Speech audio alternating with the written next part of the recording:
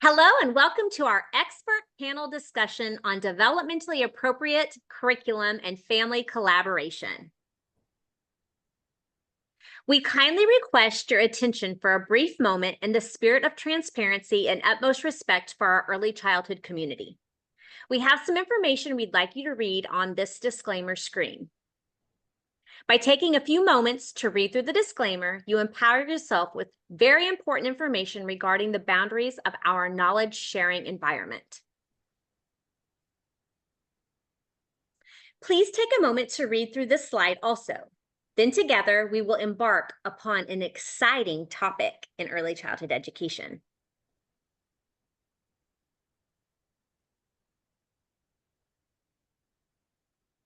So this panel of experts was created to provide real-world examples of two very important topics in early childhood education. First, the role of play and hands-on experiences in DAP curriculum, and second, effective partnerships with families. Thank you so much for being here today, panel. Would you just introduce yourself and say how many years you've been in education and also how many years you've been at UAGC? Cindy. Hi, I'm Cindy Tarabush. I have worked in early education for, we'll just say, more than 20 years. And I have been with UAGC as an associate faculty member for about 5 years or so. Thank you. Sarah. Hi, I'm Sarah McBride, and I've been with UAGC for over 10 years as an adjunct faculty member. And prior to that, I was in preschool and elementary settings for a few years. It was about 7 or 8 years. Thanks. How about you, Rich? Yes, I've been at UAGC for about 12 years now, and this is actually my 54th year in education. Began as a special ed teacher back in 1971. That's amazing. We have some great experience here. So let's just start with the first question. We wanted to ask, why are play and hands-on experiences important in a developmentally appropriate curriculum? And do you have any examples? So Cindy, can I start with you? Sure. It's very important that children play and have hands-on experiences because of where they are in their stages of development. They are concrete thinkers who we now understand can be curious about things that they have experienced. And young children experience things through their senses. It's where they are, and they need to be hands-on using things in order to understand the world around them. And they relate much more to that. That's what helps them to be curious when they've touched something, used something, seen something, and it's their curiosity that drives education. An example of the importance of using hands-on interactions with children would be two classes that I once observed. In one, they were both learning about transportation. I walked into one class and the teacher had pictures of different types of transportation. So she was holding up the pictures and the children were saying, that's a bus, that's a plane. And it was pretty quickly, the children started to seem a little antsy and bored and were looking around the room. And all she could really do with those pictures was have them name it and maybe say a little thing about it. I walked into the next class and they had a bicycle bell. They had a tire from a bicycle. They had lots of hands-on things like that. And the children were exploring it, asking questions about it. The teacher was able to add to their knowledge based on how they were exploring the items. So there was so much more enriching conversations taking place. That's a great point that you said they're concrete thinkers. And so they don't think of abstract, they're concrete and they need that hands-on. What do you think, Sarah? Well, and to Cindy's point, she mentioned that kids are early education children are very curious. And so we need to capitalize on that curiosity as they're growing and learning and starting to make those connections with their environment. So one of the best ways to make sure that you include developmentally appropriate activities is to make sure that you're connecting that learning with their environment. And they are not able to think abstractly because they're not quite old enough yet. They haven't had those experiences. They haven't had that development yet. So everything needs to be extremely specific and concrete and in front of them, and they need to be able to manipulate with their hands, and they need to be able to experiment and explore. So one example of being able to do that would to have a shape hunt in the classroom where the children go around and they look for things in their natural environment that are of specific shapes. And it's amazing what they can come up with. They will come up with like the smallest little speck on a wall and notice that it's the shape of a circle. Or they'll go with something bigger with like a bookshelf and they'll say, this looks like a rectangle. So it's important to make sure that they are able to connect their learning. So not only do they see a drawing of a triangle and a circle, they're able to see what that looks like in the real world. That's funny because you kept saying they need to connect. And Rich, I have seen you teach your classes at UAGC, and you always make videos for the students. And something you say in the videos is, I was just thinking of this, which connects to this week's learning. And so this moves right into you because I see you make this connection with your college students. So how do you do that in early childhood? Well, I appreciated hearing the connection from both from Sarah and yes, you're gonna have to delete that, aren't you? Yeah, connections are so important, and one of the things that I've seen that's often a problem is that teachers may be teaching a lesson in early childhood on colors, and they're introducing, say, red, yellow, and green, but then they're not intentional with the toys or maybe the blocks that they have set up in centers, and they may have 8 or 9 different colors. And for a student in the lowest developmental ages, can become confused with that. So it's important for teachers to set up the support materials in their classroom to match or connect to the lessons they're currently teaching, whether it be colors, numbers, shapes, or whatever the case might be. So not overwhelming, just bite-sized chunks that they can understand developmentally. Yes, and selection of materials by teachers needs to be very intentional to be sure that the materials are developmentally appropriate for the lessons that they're teaching at the time. And yes, cut back the clutter.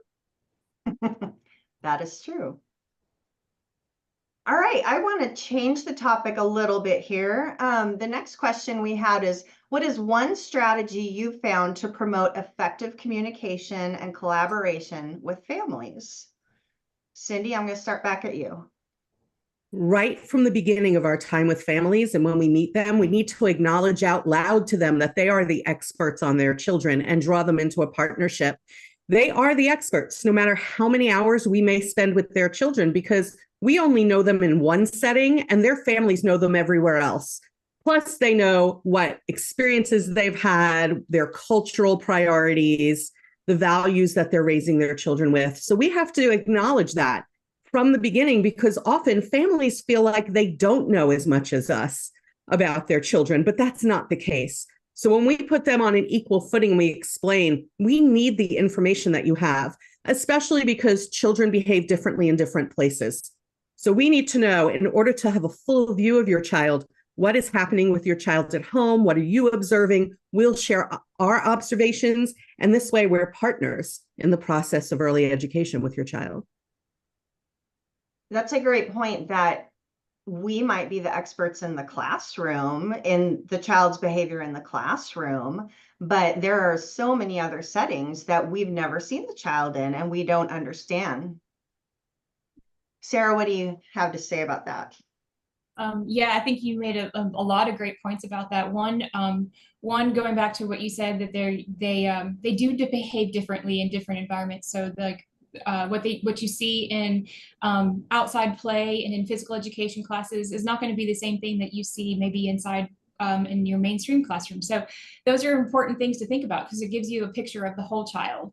And one of the things that Cindy said that really sticks out that's important to remember is that you are a partner with the parent, and to make sure that they know that too, so that they feel like they are in a collaboration with you and that you're not just telling them what to do, and it's more of a back and forth open communication, and they will be very receptive to what you have to say that way because they feel like they know what they say is heard and understood.